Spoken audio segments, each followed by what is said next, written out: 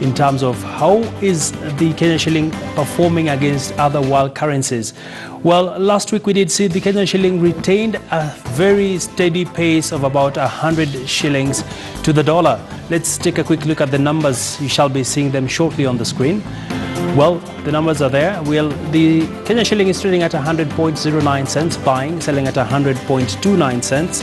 The sterling pound has been very much affected. The sterling pound has shed off over 3 shillings so far. It's trading at 128 shillings and 5 cents, buying, selling at 128.36.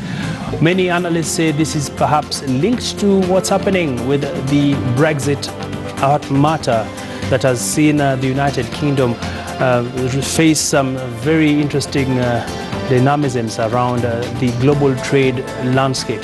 Well, the euro is trading at 112 shillings and 45 cents, buying, selling at 112.71. Let's take a quick look at how the markets closed on Friday. The turnover hit 2.9 billion worth of shares, and the shares traded was at 89 million shares. So it was a good week that we did experience last week. While the NSE 20 share index has also edged downwards by about 12 points. It's at 3,045.40 points, and the bonds traded hit 16.2 billion shillings worth of bonds. Well, let's take a look at the most active counters now. We have Kenya Power. The stock has moved 2.78 million shares today in trading. Safaricom moving 1.61 million shares. Kenya Commercial Bank, KCB, moving 1.32 million shares.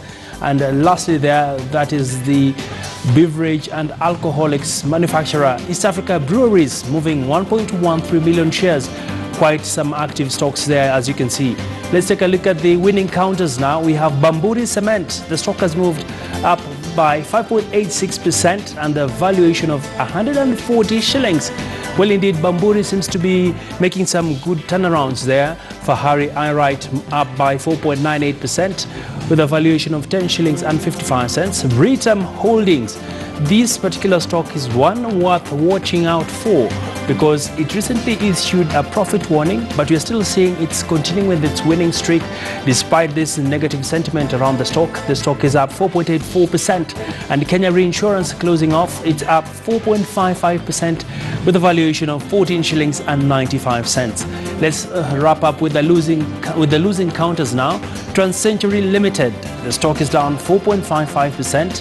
Barclays Bank Kenya, the stock not doing so well in trading today. The stock is down 4.24%.